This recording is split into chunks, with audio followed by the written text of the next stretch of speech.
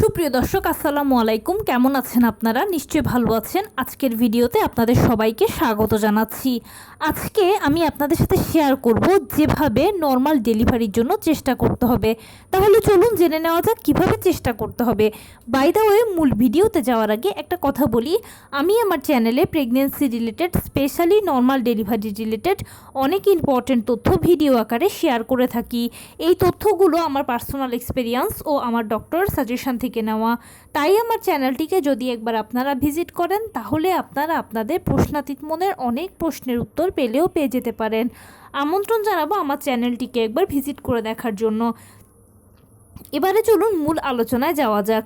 আমি শুরুতেই বলেছি আজকে আলোচনা করব যেভাবে নর্মাল ডেলিভারির জন্য চেষ্টা করতে হবে। দেখুন, আমরা সবাই জানি যে নর্মাল ডেলিভারিটা সিজারের তুলনায় খুব ভালো, কেননা সিজার হচ্ছে একটা ছোটোখাটো অপারেশনের আগে পরে বিভিন্ন ধরনের ঝুঁকি থাকে, বিভিন্ন ধরনের সাইড ইফেক্টস থাকে। এছাড়া সিজারিয়ান পেশেন্টকে সারা জীবনভর কিছু না কিছু নিষেধাজ্ঞা মানতে হয়, বিভিন্ন ধরনের রোগশোক বহন করতে হয়। কিন্তু নর্মাল ডেলিভারি কিংবা নর্মাল ডেলিভারির পেশেন্ট এর সব কিছু থেকে সেফ ও সিকিওর। সেই জন্য আমরা সবাই নর্মাল ডেলিভারিকে পছন্দ করি। সন্তান জন্মদানের ক্ষেত্রে আমাদের একদম পছন্দের প্রথম লিস্টেই থাকে নর্মাল ডেলিভারি প্রসেসটা। এখন নর্মাল ডেলিভারিটা শুধু আপনি মুখে চাইলেই হবে না বা মুখে বললেই হবে না, এটার জন্য আপনাকে কিছু চেষ্টা করতে হবে। তবে সেই চেষ্টাটা প্রপারলি হতে হবে, যেন তেনভাবে চেষ্টা করলেও কিন্তু হবে না। এবারে জানাচ্ছি কিভাবে প্রপারলি নর্মাল ডেলিভারির জন্য চেষ্টা করবেন আপনারা। আপনি যখন গর্ভাবস্থার সেকেন্ড ট্রাইমেস্টারে থাকবেন তখন থেকে অবশ্যই এই চেষ্টাটা করে যাবেন। প্রথম দিকে হয় কি, একটা ভ্রূণ জরায়ুতে স্থাপন হয়, ওই সময়টা আসলে অতটা মেজর নয়। ওই সময়টা একটা মায়ের নিরাপত্তাটা হচ্ছে সবথেকে বেশি ইম্পর্টেন্ট। কিন্তু সেকেন্ড ট্রাইমেস্টার থেকে যেহেতু একটা বেবি তৈরি হয়ে যায়, মোটামুটি ভ্রূণ থেকে সে মানব শিশুর আকৃতি ধারণ করে, ওই সময় থেকেই নর্মাল ডেলিভারির চেষ্টাটা থাকা উচিত বা চেষ্টাটা করতে হবে আপনাদেরকে। তো এটার জন্য কি করবেন? এটার জন্য খুব বেশি কিছু কষ্ট নয়। খুব ভোরবেলা ঘুম থেকে উঠবেন, এরপরে কিছুক্ষণ বাহিরে খোলা রোদে হাঁটাচলা করবেন। 30 মিনিট বাহিরে খোলা রোদে হাঁটাচলা করলে হবে। এরপরে কিছুক্ষণ বাটারফ্লাই স্টাইলে 15 বা 20 মিনিট বাটারফ্লাই স্টাইলে বসে থাকবেন। তারপরে আপনি সারাদিনে যা যেরকম কাজকর্ম করেন না কেন, গৃহিণী হলে গৃহস্থালী কাজ আর কর্মজীবী হলে বাহিরের কাজ, যা যেরকম কাজ করেন না কেন সব কিছুর মাঝে যেন টুকটাক কায়িক শ্রম থাকে সেদিকে খেয়াল করবেন।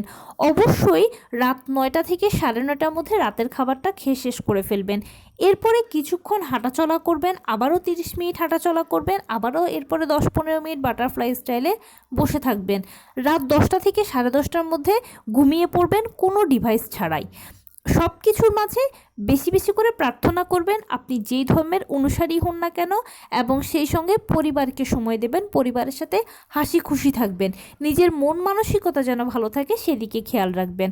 খাবার দাবারের ব্যাপারে যে কাজটা করবেন, নিশ্চিত করবেন আপনি যে খাবারগুলো খাচ্ছেন প্রতিদিনের খাদ্য তালিকায় সকল খাদ্য উপাদানগুলো, সকল ভিটামিনগুলো ঘুরে ফিরে যেন চায় সেটা নিশ্চিত করতে হবে। মাছ, মাংস, দুধ, ডিম, হলুদ ফলমূল, সবুজ শাকসবজি, লাল জাতীয় খাবার, ওমেগা 3 ফ্যাটি অ্যাসিড সমৃদ্ধ খাবার, কলা, খেজুর, বাদামের মতো ফলগুলো আপনাকে নিয়মিত খেতে হবে। একটা কথা মনে রাখবেন, যেই খাবারই খান না কেন সেটা একটু কুসুম গরম খাওয়ার চেষ্টা করবেন, এবং সেই সাথে নিয়মিত 12 থেকে 14 গ্লাস পানি খাবেন। পানি এবং খাবারের জলীয় অংশ এবং সেই সাথে কুসুম গরম খাবার অ্যামনিওটিক ফ্লুইডকে তৈরি করবে, প্লাস অ্যামনিওটিক ফ্লুইডকে ধরে রাখতে সহায়তা করে। কুসুম গরম খাবারগুলো অ্যামনিওটিক ফ্লুইডকে ধরে রাখার ক্ষেত্রে যুগান্তকারী ভূমিকা পালন করে। এজন্য যে কোনো খাবার একটু কুসুম গরম খেলে ভালো। প্রতিটি গর্ভবতীর গর্ভাবস্থায় 1 গ্লাস কুসুম গরম দুধ এবং 2টো করে ডিম খাওয়াটা আবশ্যক। 2টো ডিম এই জন্য, ডিমের ভেতরে কোলন থাকে যেটা বাচ্চার ব্রেন গঠনে গুরুত্বপূর্ণ ভূমিকা পালন করে। এজন্য নিয়মিত 1 গ্লাস কুসুম গরম দুধ ও 2টো করে ডিম, এ ব্যাপারে কোনো কম্প্রোমাইজ করবেন না। ভিটামিন সি সমৃদ্ধ খাবারগুলো বেশি বেশি করে খাবেন। ভিটামিন সি জাতীয় ফলগুলো আপনার বেবির রোগ প্রতিরোধ ক্ষমতা তৈরিতে উল্লেখযোগ্য ভূমিকা পালন করবে। বাচ্চার ওজন যদি কম হয়, মায়ের ওজন যদি কম হয়, তখন সেক্ষেত্রে প্রোটিন সমৃদ্ধ খাবার বেশি বেশি খেতে হবে।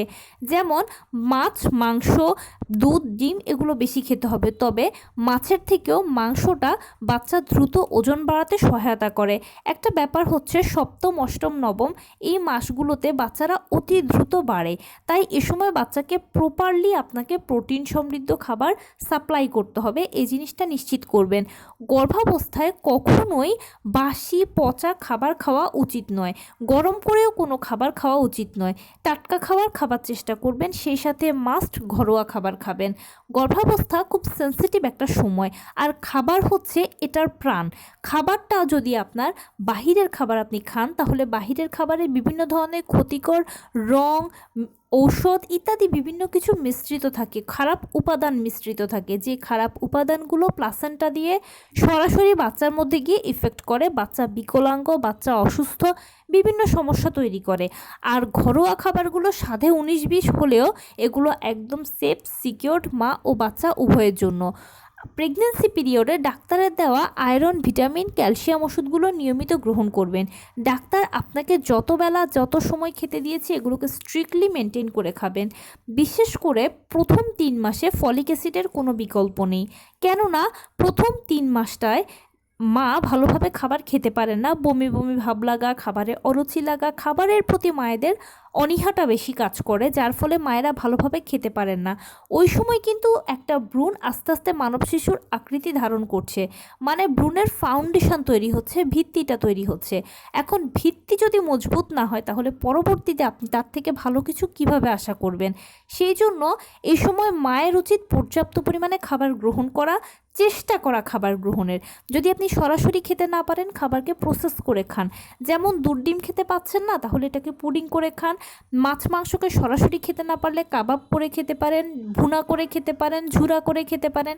যেভাবে আপনি পারেন বা যেভাবে আপনি চান বা যেভাবে ভালো লাগে সেভাবেই খাওয়ার চেষ্টা করুন। আর এই সময় যেটা হয়, মানে ফার্স্ট ট্রাইমেস্টারে বা প্রথম 3 মাসে যেটা হয়, যেহেতু মায়েরা ভালোভাবে খাবার গ্রহণ করতে পারেন না, যার ফলে খাবারের একটা বড় গ্যাপ মা ও বাচ্চার মধ্যে থাকে, আর এই গ্যাপটা ফলিক অ্যাসিড পূরণ করে। সেজন্য প্রথম 3 মাসে ফলিক অ্যাসিডটা অবশ্যই নেবেন, আপনারা ডাক্তারের সাথে যোগাযোগ করেই নেবেন। আর শেষের দিকে আসলেও বা সেকেন্ড ট্রাইমেস্টার, থার্ড ট্রাইমেস্টারগুলোতেও প্রয়োজন বোধ করে ডাক্তাররা অনেক সময় ফলিক অ্যাসিডটা দিয়ে রাখেন মায়েদেরকে। প্রেগন্যান্সিতে 4 বার চেক আপ করাতে হবে। কোন 4 বার চেক আপ করাতে হবে? আপনি অবশ্যই প্রথম কনসিভ করার পরে একবার চেক আপ করাবেন, 5 মাসে একবার চেক আপ করাবেন, 7 মাসে চেক আপ করাবেন, এবং সবচেয়ে গুরুত্বপূর্ণ হচ্ছে 9 মাসে একবার চেক আপ করাবেন। নিয়মিত ভালো মন্দ সমস্যাগুলো ডাক্তারের সাথে যোগাযোগ করে নেবেন। কোনটার কী সমস্যা হচ্ছে আপনার ডাক্তার সেটা ভালো বলতে পারবে। আপনি যদি এই মেনটেনটা করতে পারেন বা এভাবে চলতে পারেন, তাহলে ইনশাল্লাহ দেখবেন নর্মাল ডেলিভারির জন্য এগুলো খুবই সহায়ক হবে। কেননা আমি প্রথমেই বলেছি যে আপনি নিয়মিত হাঁটাচলা করা, কায়িক শ্রম করা, এই জিনিসগুলো নর্মাল ডেলিভারির জন্য খুব প্রয়োজন।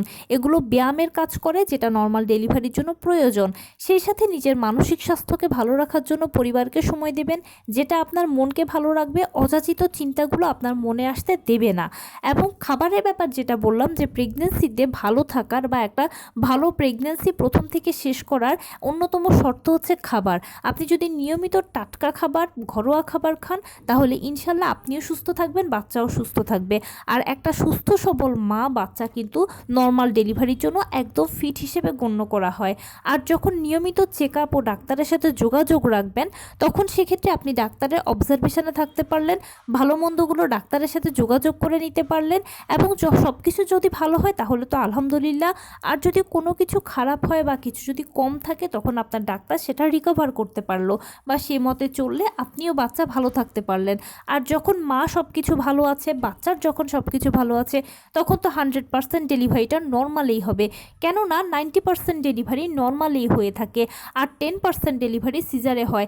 এর কারণ হলো যে যখন সিজারটা কেন প্রয়োজন হয়, কারণ যদি বাচ্চা অসুস্থ হয়, বাচ্চার সমস্যা হয়, বা মায়ের সমস্যা হয়, মায়ের জটিল কোনো রোগ থাকে, জটিল কোনো সমস্যা হয়, ওই সব ক্ষেত্রে মা ও বাচ্চাকে বাঁচানোর জন্য সিজার করা হয়।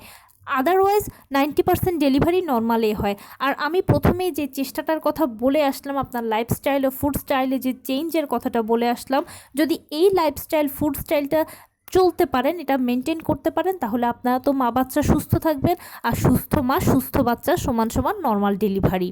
তো এই ছিল আজকের ভিডিও। কেমন লাগলো বলুন। যদি ভালো লেগে থাকে ও হেল্পফুল হয়ে থাকে তাহলে প্লিজ লাইক কমেন্ট শেয়ার করতে একদম ভুলবেন না। আর সেই সাথে আমার চ্যানেলটিকে সাবস্ক্রাইব করার বিনীত অনুরোধ রইল। পাশে থাকা বেল আইকনটি ক্লিক করে দেবেন যেন আমি ভিডিও আপলোড করার সাথে সাথে আপনারা নোটিফিকেশান পেয়ে যান। যদি কোনো প্রশ্ন থাকে কমেন্টসে জানাবেন, আমি রিপ্লাই দেব। প্লাস যদি কোনো পরামর্শ থাকে যে কোন বিষয়ের উপরে ভিডিও বানালে আপনারা উপকৃত হবেন সেটাও জানাবেন। আমি আপনাদের পছন্দের সর্বোচ্চ প্রায়োরিটি দেব। ভালো থাকবেন, সুস্থ থাকবেন। আসসালামু আলাইকুম।